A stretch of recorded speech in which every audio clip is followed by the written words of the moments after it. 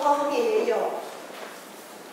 好，那我们用起印的方式，好不好？那个弟兄念双数节，姐妹念单数节。弟兄念双数节是双数节开始嘛？好，25章16节开始。弟兄先，然后姐妹念单数节。好，弟兄请。你得了蜜吗？只可吃够而已，恐怕你过饱就呕吐出来。你的脚要扫进邻舍的家，恐怕他厌烦你，恶恨。讲见这些害邻舍的，就是大锤，是利刀，是快剑。那是以好不忠诚的人，好像破坏的牙，错无缝的脚。对伤心的人唱歌，就如冷天脱衣服，又如街上到处。你的仇敌若饿了，就给他饭吃；若渴了，就给他水喝。因为你这样行，就是把炭火堆在他的头上，耶和华也必赏赐你。好，这段经文，一开始说你得了蜜吗？蜜这个东西哦，是一个很甘甜、很顺口的一种食物。那牧师不晓得在你们的感受里面，蜜是什么？你们觉得什么是你的生命当中的蜜？开心的事。篮球。家人。跟家人在一起那个感觉像蜜。你们难道没有意见吗？好，没有。网络是不是你的蜜？手机游戏有这个蜜。好，每一个人可能对蜜的定义不一样啊。但是有的时候，刚才的诗歌里面，我们是不属世界的，我们是属上帝的。对于在世界的人来讲，这个蜜呢，它可能会让我们陷在一个蜜有粘性嘛，黏黏的、甜甜的，非常有吸引力。好，常常会讲说很致命的吸引力，比如说打电动啊，好，如果打得太超过的时候，那就叫做致命的吸引力。不是说打电动不好，好，就是说如果打得太超过太多了，好，你吃了蜜吗？只可吃够而已。好，那有人讲说，那跟家人的关系，当然这个是一个在上帝里面看为喜悦的关系。那如果在这个世界上的蜜吃太多，吃的过多，就可能会有一些负面的效果。好，那难道好的事情吃太多，会不会有负面的效果？如果没有负面的效果，圣经就不用讲了。你得了蜜是好东西啊。蜜在经文里面，它算是一个智慧，是一个寻求上帝，是个非常好的。好，比如说家人，刚有人讲说家人，还有打篮球，好，一直打，身体受得了吗？好像也不行，一直打，也是要节制。好，那家人在一起，一直黏在一起，一直没有节制，一直黏在一起，好像也怪怪的，好像也怪怪的啊。所以呢，你得了蜜吗？只可吃够而已，恐怕你过饱就呕吐出来了。那所以呢，这一节经文，其实这一整段经文今天从16节到22节，在讲的是一种关系。我们可以讲说是人际关系，我们怎么样在人际关系上面找到一个平衡点，不要吃得太饱，吃够就好了。好，所以今天的经文我们会倾向就是它的主题是在于讲在人际关系上。好，如果我们有的时候在人跟人相处上，好，我们得到了一些可能那个人你觉得你跟他关系很好，有的时候我们会没有节制，有的吃了蜜我们的关系很好，不管是夫妻啊，好关系很好，吃了蜜，吃过多会有种情绪就是控制欲很强。对不对？哇，这种关系好像也太有压力了，吃的太多了，吃过多了。朋友关系也是一样，成天腻在一起，那可能我们的视野就会变得很狭隘。那打网络路也是一样，如果你什么都去到问谷歌大神的时候，现在很方便嘛，什么都不知道，Google 一下，Google 一下，但是 Google 出来的东西就是全貌嘛，也不尽然。那一个不小心，可能还会落入断章取义，或者是很偏颇，你就认为你看到的就是全世界了。好，所以呢，你得了蜜吃够就好，不管在怎样的一个关系里面，得了蜜吃够就好。避免我们看自己看得太重要、太强、太绝对，自以为意。吃得太过多，就容易自以为意，会以为自己所认知的、自己所看见的是对的，是绝对的。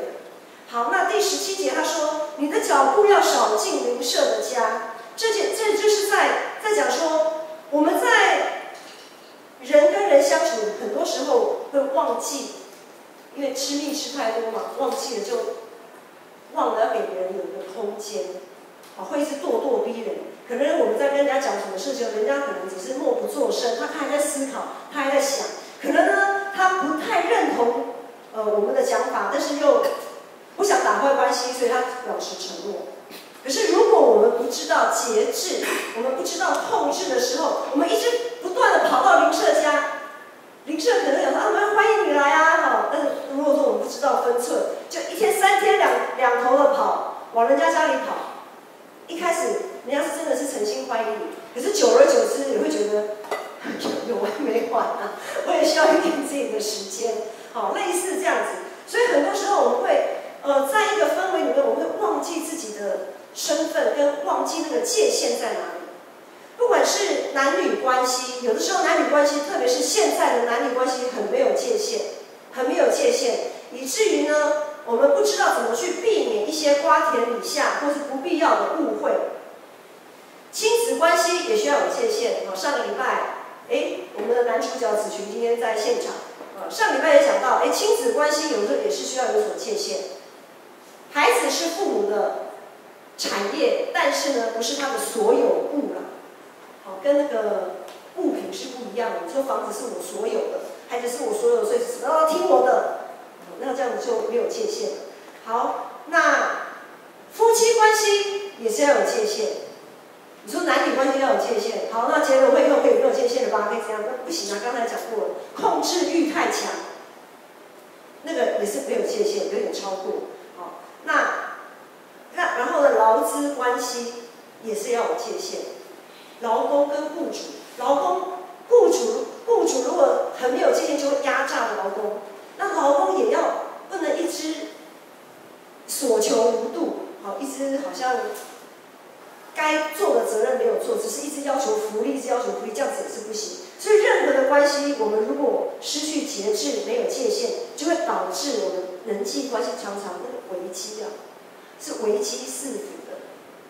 所以今天在18节到20节，18节到20节呢，就看到说他就教导箴言教导说我们要避免或者是躲避，好，要避免这3种情况。哪3种情况呢？18节他说，我们做人不要只看表面，人看人比较容易看外表，可是上帝要我们看内心，因为我们看外表，我们就会容易去论断，容易以自己的视线来想全部的，就是瞎子摸象，大家都知道，摸到一个象图就以为是整只象的这样子。我们会试图用一些，如果在我们认人不清的时候，对一个人如果我们认识的不够清楚，我们只是看他的表面，或看他的其中某一个面相，就会觉得说这个人就怎么样的时候，很多时候这样子的论断，它就像做假见证。比如说今天我如果对历程认识不是很深刻，但是呢，我可能认识不是很。就是认识可能不久，但是他如果做一些什么事情，假如啦比如说他有一天就穿着拖鞋就来做礼拜啊，就那么一次，刚好又被我撞见，我可能会觉得说弟子怎么做个礼拜穿拖鞋？可是他或许他刚好脚受伤、脚痛，任何的情况他可能不方便穿鞋子做礼拜，他只能穿拖鞋，那我就这样论断他了，在我的心里就论断他了。然后如果我又把这件事情跟别人讲，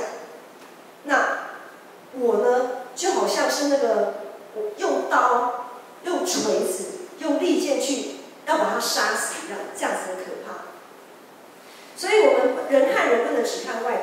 然后第19节就说，19节他说，患难时倚靠不忠诚的人，就好像破坏的牙错骨缝的脚，这个还蛮饶舌的哦。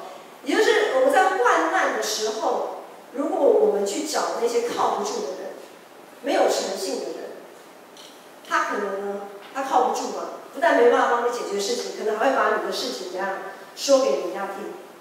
那这个时候你就好像那个牙齿啊，蛀牙痛到一个程度是没办法咀嚼食物的，没有办法咀嚼食物，它就没办法吞下去，没办法好好的吞下去，就没办法好好的消化吸收。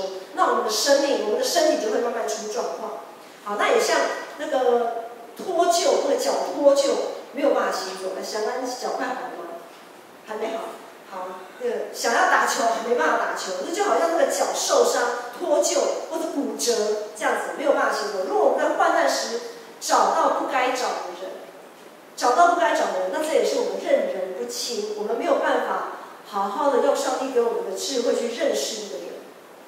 再来第20节说，对伤心的人唱歌，就如冷天脱衣服，又如剪上倒醋。对伤心的人唱歌就是完全没有同理心啊。这里的唱歌是指唱那种很开心的歌哦，不是唱那个悲歌，不是。对一个伤心的人，你跟他很开心的唱歌，人家就已经很难过，然后来唱歌，开心啊，怎么样？真的是没有同理心，那这样子的情况呢，就好像天气很冷的时候，你硬要他说外套可以脱下来了啦，哪有这么冷啊？你也太夸张了，外套可以脱下来，硬要人家脱外套，然后呢，剪上倒醋，这个可能要问化学比较好的人。但是另外一个翻译呢，就是伤口上撒盐啊。另外一个版本翻译就是没有同理心的人，就是在伤口上撒盐的这样子一个人。好，那所以我们会发现，很多时候在群体生活、人跟人的互动当中，我们很容易迷失自己的身份，失去了那个界限。那我们是基督徒吗？有时候基督徒也会失去界限。基督徒，我们每一个人都会读圣经，每个人对圣经的理解都不一样。有的时候呢，拿着圣经，有的时候就会开始在论战。我看到的是这样子啊，一个人说 no， 我看到的是那个样子。其实每一个人在读经的时候，上帝的灵、上帝的话，为什么是活泼的？它是活的，它不是死的。就是因为我们每个人的生命都不一样，每一个人生命的情况都不一样，在不同的时空里面，我们在读上帝的话，一定会有不同的领受。我们不必要为着到底谁对谁错，然后针锋相对，争得面红耳赤。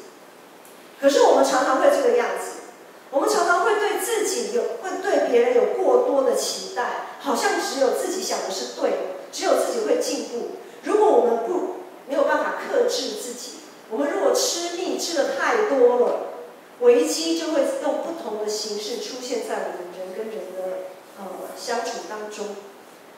那么现在牧师要挑战，经文差不多快读完了，牧师要给你一个挑战。我不晓得在教会里面有没有谁让你觉得你绝对不会想要找他同工。人际关系，如果说我们跟谁，我们讨厌一个谁，看不惯一个谁，如果在我们教会以外，我们想说在世界上好了，可能在工作上啊，在班级上啊，在家庭里啊，有的时候你可能会觉得好吧，你走你的独木桥，我过我的阳关道，我们互不干涉。看到你就像没有看到一样，我就这样，你走那边我就走这边，这样 ，OK 啊。我们有选择朋友的权利，可是，在教会里呢，在教会里，我们却没有办法这样做，因为我们是肢体。如果我们在教会里这样子的关系就会是一个危机啊，就会是个危机。那个危机是在于我们没有办法一起同工。哥林多前书也说，我们没有办法说这个眼睛很差，我不要了，我把它挖起来丢掉。近视视加散光，又加什么什么黄斑部病变啊，我给它挖掉不要，不可能嘛？那是脚骨折，害你不能打篮球，把它去掉好了，气死我，都是你害的，害我不能打篮球，不可能嘛？我们是肢体，不俊美的要让它更加的俊美。可是我们要自问是，我们在教会团契中，是不是常常也是会得理不饶人，没有节制，会以自己的标准为标准来看别人，失去对上帝的敬畏，忘记了个人要看别人比自己强，也忘记了我们常常只看别人眼中的怎样，看别人眼中的刺，却是忘记了自己眼里有梁木。当我们在心里，或者在别人在讨论说，我们在论断一个人的时候，我们不要忘记，当我们在心里论断某一个人的时候，耶稣也正在旁边看我们，然后耶稣会跟我们讲：你们有谁没有罪，就可以拿石头把这个人给打死。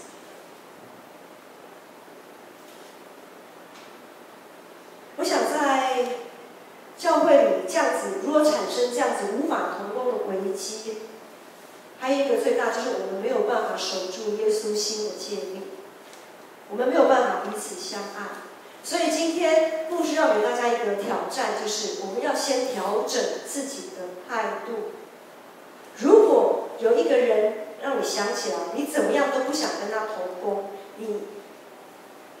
你觉得跟他同工是一件很痛苦的事情，那么我们要先调整自己。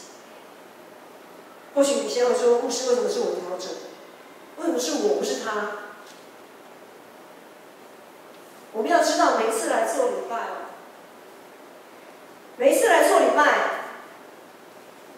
我们怀抱的是什么样的心来敬拜上帝？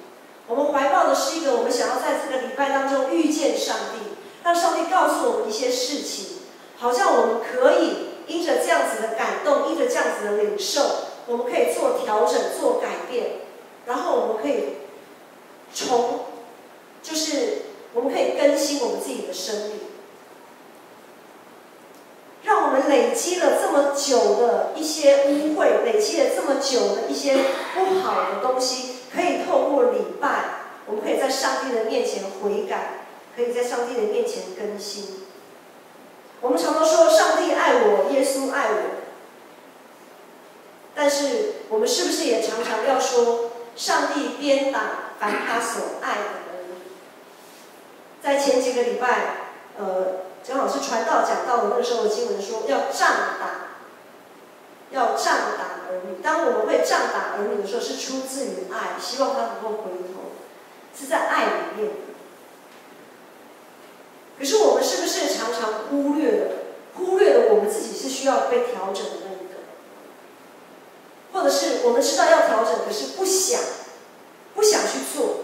我们像鸵鸟一样，把头塞进去，什么都看不到、听不到，不想。这一阵子如果有跟着新眼光在走，我想你们都有读到一段经文，就是讲说懒惰人呐，怎样，不要像懒惰人。有跟新眼光就应该会发现说，懒惰人是怎么样的啊？很多时候我们为了我们的身强体壮，我们为了我们要有好的体力，我们会非常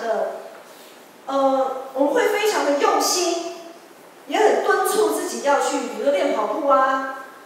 打篮球一定要体力嘛，基本体力要好练跑步。我们会敦促自己去锻炼，我们不会偷懒。我们对自己的身体常常会想要去锻炼，可是对我们的心呢？当我们的心里有不对劲的时候，当我们的心生病的时候，我们却常常偷懒，不想来锻炼我们的心。我们不想锻炼，让我们的心可以更依靠上帝，可以更坚强，可以更坚强的面对每一次的危机。上个礼拜讲到患难中的力量，患难不会那么快的过去，危机也时常出现，但是我们是不是能够有勇气去面对？我们是不是愿意不断的敦促自己，像我们在训练我们的身体一样来训练我们的心灵。所以每一次的礼拜都是上帝在对你讲话。我再说一次，调整要从自己做起，因为总要有人先开始调整。我不晓得在你们现在心里面，不管是对同工也好，对家人也好，可能有一些人让你想起来就是那么的不可靠，让你想起来就是猪队友，就会觉得你不想去跟他一起共事，不想跟他一起去同工。但是如果这件事情是应该要去做，而且是你其实是做得到的，不要偷懒，要尽力去做，要尽力去做。当然，或许我们还是会继续让自己陷在那个人际的危机里面，我们还是不想去跟别人和好，我们还是不想邀请某人同工，我们还是不想跟某人要说和好，有的人可能说话都不会说话，都不想说话，没有关系，因为上帝不会照我们的罪过来待我们，上帝也不会照我们的罪孽来报应我们。好，如果上帝给我们这么多的宽容，这么多的机会，那么我还要再问，为什么你不愿意给别人机会？为什么你不愿意给别人这样子的宽容？主导文说，免我们的债，如同我们免人的债。当上帝给我们这么多的机会来调整，可是我们都视而不见，或者是我们没有勇气，或者是我们因为偷懒，我们不想去这样做的时候，为什么我们就不肯给别人再一次更多的机会跟选择？我们要怎么样才能做到爱人如己？我们要怎么样才能做到彼此相爱？上帝他不厌其烦，一次又一次的透过每一次我们在读经灵修，透过礼拜，透过团契向我们说话，因他的慈爱永远长存。但如果我们没有办法这样子对待我们的家人，没有办法这样对待我们的同工，我们就陷在一个罪里面。因为我们好像知道，好像觉得好像这个事情我没有办法掌握，所以我很生气，我很气愤。我们要晓得，万事万物不是掌握在我们的手里，万事万物是掌握在上帝的手中。我们还要一直拥抱危机吗？这样子人跟人相处的危机，或者同工的危机，我们还要继续的拥抱它吗？我不放手吗？我不想办法改变吗？不想办法去给它转换吗？我想今天的经文最后2节给我们一个很重要的提醒。21节、22节，他说：“你的仇敌若饿了，就给他饭吃；若渴了，就给他水喝。因为你这样行，就是把炭火堆在他的头上，耶和华也必赏赐你。”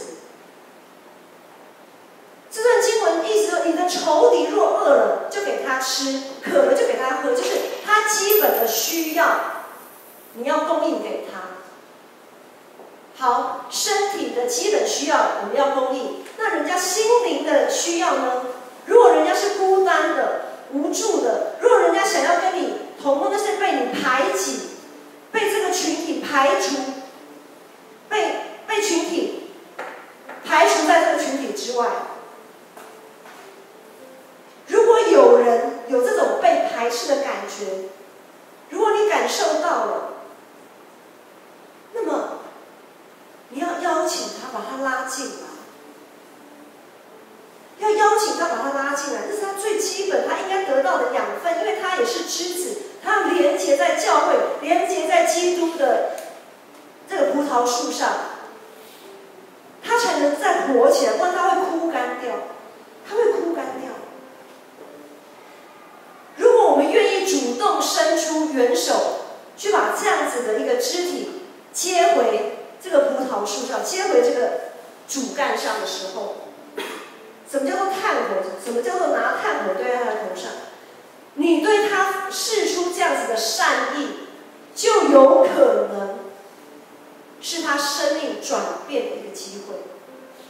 因为他可能因为你这样子的举动，主动释出善意，接纳他，就像耶稣接纳我们的这样子的举动，他可能会有羞愧感，他可能会很羞愧说啊，当初好像，因为我觉得人跟人是相对的，如果我们对一个人不友善，其实他会感受得出来的，他会感受得到我们的不友善，他会感受得到我们不管在眼神上、肢体动作上。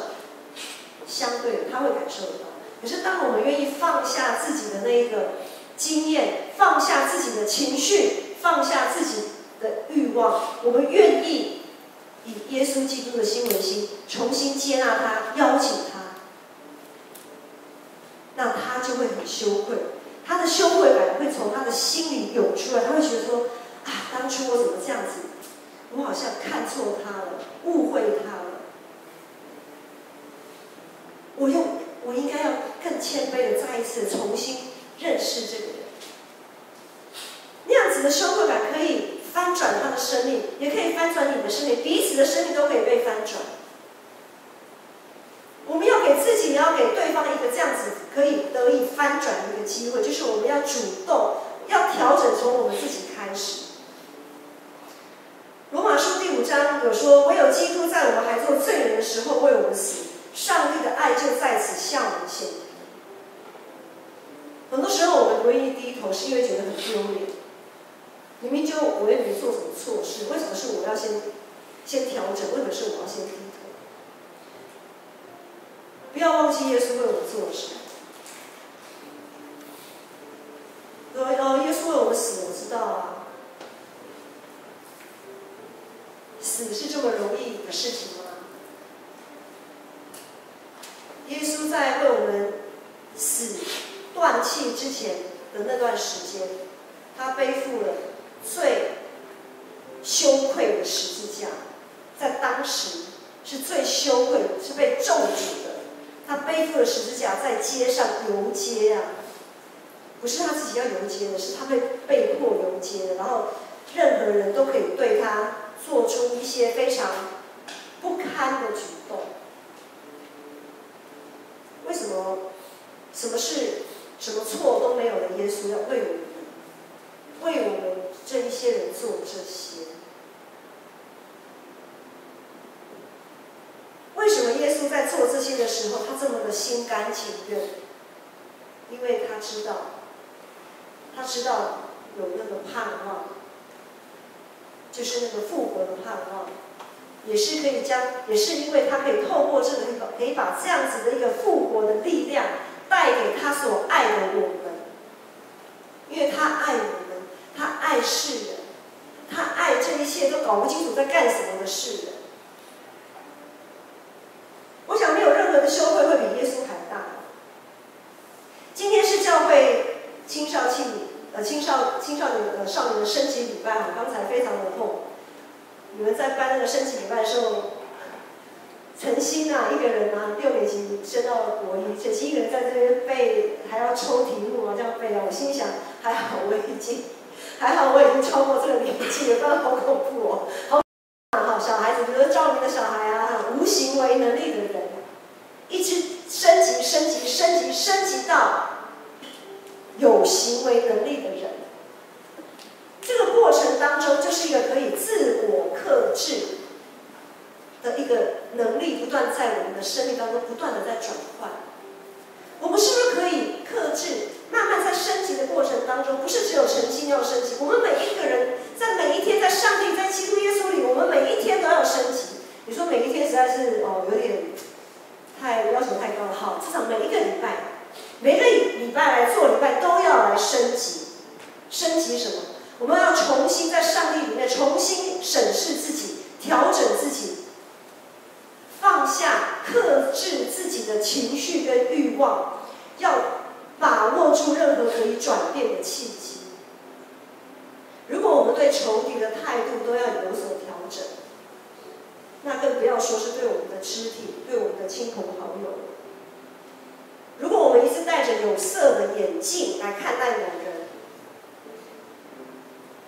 他们可能没有办法好好的认识耶稣，因为他们在我们的身上感受不到耶稣的爱与宽容。在礼拜3的祷告会当中，牧师有抛出一个思考，我问大家说：大家心里面什么叫做好同工？好同工的定义到底是什么？其中有一个答案就是可以邀请人与他一起同工的这样子的人，就是好同工。第一个最基本的就是要先邀请人，但是在今天的经文里面，牧师刚刚一直强调，我们的邀请不是在挑选。当然了，有些事工我们需要筛选一下。我们筛选什么呢？筛选那个人有没有恩赐，他的恩赐是不是在这个上面可以有好的发挥，而不是在筛选这个人跟你他的一些做法跟你合不合、投不投气。因为每个人的气质、习惯都不同。如果教会有需要，我们都要放下自己片面的论断，邀请，让大家可以在教会里面一起同工。因为如果一个很好的器皿，再好的器皿，如果它里面装满了自己的想要，装满了自己的骄傲，装满了自己的欲望，一个再好的器皿也无法再为主做些什么。危机跟转机其实只有在一念之间。教会每个肢体彼此之间会有危机，但是能不能有转机呢？就看大家要做什么选择。当我们得到蜜的那个时候，是危机也是转机。如果我们吃了过多，自以为是，那就是危机。但是如果我们懂得节制、谦卑虚己，转机就会出现。当我们遇到了猪队友，遇到了你不是觉得很 OK 的同工，如果我们嫌恶他、自以为意的审判他、敌视他、排挤他、拒绝他，那就是信仰上的危机。但是如果我们当他饿了，当他渴了，当他已经快要枯干了，好像快要脱离这个教会了，这个时候我们如果愿意放下自己，为了耶稣的缘故，我们愿意邀请他一起吃喝，邀请他一起同工，那么转机就出现。要节制，得了蜜，吃够就好，千万不要自以为意，吃得过饱，那会吐出来。要谨记，你的仇敌或者是你看不顺眼的人，若饿了，就给他饭吃；若渴了，就给他水喝。这个时候，生命的转机就会出现。在处处充满危机与转机的信仰生活当中，我们要做什么选择？我们要做什么选择？是选择自己的喜欢吗？还是因为我们看见了那看不见的复活的盼望？我们要看见那个盼望，因为我们的盼望在耶稣基督里。